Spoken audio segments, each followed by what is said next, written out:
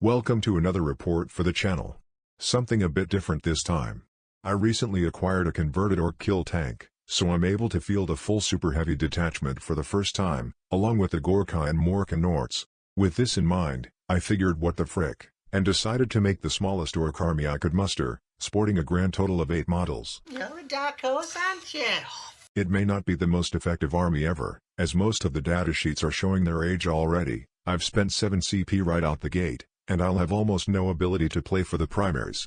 But who gives two zoggin' shits about all that? Looks like Crumpin's back on the menu, boys. Hell yeah. As usual, we'll take a look at the rosters first, then start the 5-minute timer.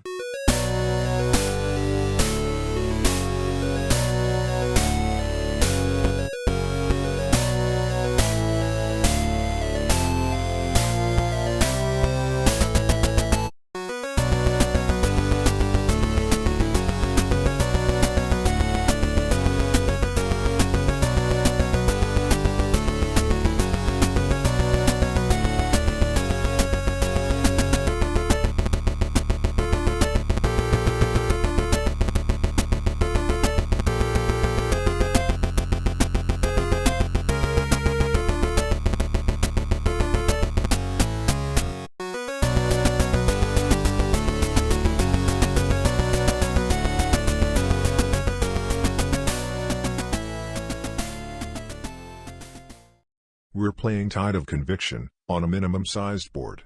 Ew, domination, just what I don't want. For secondaries, I take Engage, Grind, and Psychic Interrogation, whilst Eldar take Engage, R&D, and Bring It Down. Here's deployment. I can't really obscure anything except Ghazghkull, but fortunately the Eldar don't have a ton in the way of anti-tank firepower, so I'm not too worried. The Shining Spears are over on the left along with the Hemlock. The Wraithlord, Guardians, and Shroud Runners are in the center, and the Wave Serpent with some dire Avengers is on the right. I get the first turn and move up like so. Fun fact, this is the 8th report in a row where I've gone first. Okay, so well done, bro. I'm somewhat incautious with the Beast Boss, but I'm eager to get into the Rangers which are in the center. Over here, my Gorkanaut should have an easy charge into the 3rd unit of Rangers on the far right. In Psychic, I successfully score Psychic Interrogation. Shooting then sees a couple of Shining Spears destroyed, along with all but 2 of the Guardians. The Beast Boss fails his charge into the Rangers thanks to their wire weave nonsense, but the Gorkanaut gets in over here, and easily wipes out the unit. Eldar turn 1 movement. Here's a wide shot, here's the left flank, with a Hemlock flying up near Gaz and the kill tank, and here's a better shot of the right flank.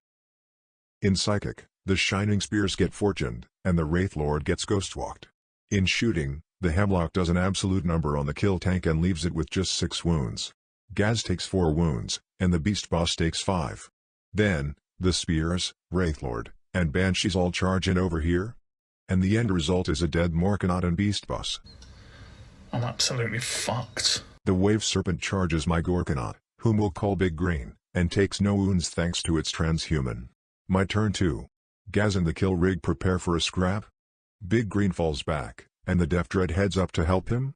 And the Mega Dread teleports in all the way back here. Hey, it's on, baby. In Psychic, I successfully score another Psychic Interrogation, then Big Green kills all but one of the Avengers over here. The survivor promptly flees. Other shooting sees the Guardians finished off, a few wounds on the Wraithlord, and a few Rangers in the center killed. I think the kill tank focuses on the Hemlock, but whiffs. In combat, Gaz and the kill rig charge in, killing the Wraithlord, 2 Shining Spears, and a Banshee or 2? And the Mega Dread makes its charge into the Shroud Runners, killing all but one of them in a flurry of mechanized claws. Now that's a lot of damage! These 2 bozos over here actually fail to kill the Wave Serpent between them, though. I mean, with 8 attacks, the Def Dread manages a grand total of 2 hits and 0 wounds. I just was wondering, is this an out-of-season April Fool's joke? Eldar turn 2, and here's the board after movement. This turn, the Hemlock picks on the Gorkanaut, and leaves it with just 5 wounds remaining. Plinky chip damage across the board does a few wounds to the Mega Dread and the kill rig too, I think. He gangs up on the Mega Dread with his 2 Farseers, but this achieves very little, and the Mega Dread finishes off the last Shroud Runner.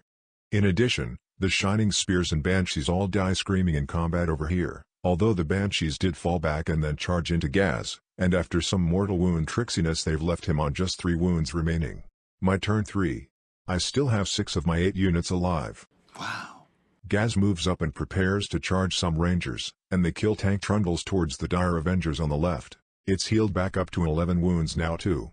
Let the records show that the kill tank rolled 17 shots against the Hemlock, got 5 hits, and just a single frickin' wound. I just want to cry. It kills 4 of the Avengers with its other guns, though, and then runs the last one over. The Def Dread charges and kills the Farseer Skyrunner, but the Mega Dread whiffs against Heldrad, and the Gorkanaut bounces off the Wave Serpent again somehow. Most upsettingly, however, Ghazghkull charges the Rangers, but I forgot about their Wireweave thing, which does D3 mortal wounds to him, and they roll a 3, slaying Gaz. That's too much today! Too much! In Eldar turn 3, combined Psychic and Shooting sees the Gorkanaut, Def Dread, and Mega Dread all slain. Suddenly the right flank is gone and I have just 2 models left. Baharoth tussles with the kill rig down here. In the final turns of the game, I mount a doomed counterattack, with the kill rig catching and slaying Baharoth and the swooping Hawks, and the kill tank attempting to slay Eldrad but coming unstuck against his transhuman.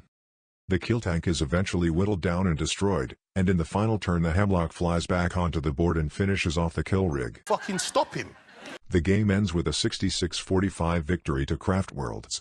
As you can see, they scored big on Engage and Grind, whereas Engage for me was a paltry 2 points. Surprisingly, Psychic Interrogation was my best secondary. Craftworlds also outscored me on primaries, although— Time's up, time's up, time's up, time's up, time's up, time's up. Oh, time's up. I was just gonna say, the difference in primaries wasn't as big as I thought it might be. So that's it. A few post-battle thoughts, then. First up, I frickin' loved using this army. I doubt it's capable of winning much, but it feels orky, scary, and killy, without being oppressive. It's extremely simple to use, without the overlapping layers of rules and strats that plague all the new codexes. I know I lucked out in drawing against an army which was relatively light on anti-tank, but I was quite impressed with the kill tank, which survived well and healed up a ton of wounds thanks to its Grot riggers. A good first outing. As the sole heavy firepower unit in the Eldar army, the Hemlock was impressive, and I'll probably try to fit 1 or 2 into my Craftworlds when they're eventually finished. Well, that about does it. I think my next report will probably be Thousand Suns, as we gotta see what this sweet armor of contempt buff is like for our Scarab boys. Thanks to my opponent for the great game, and thanks for watching. Oh yeah, please like, comment, and subscribe. Okay, thanks, bye.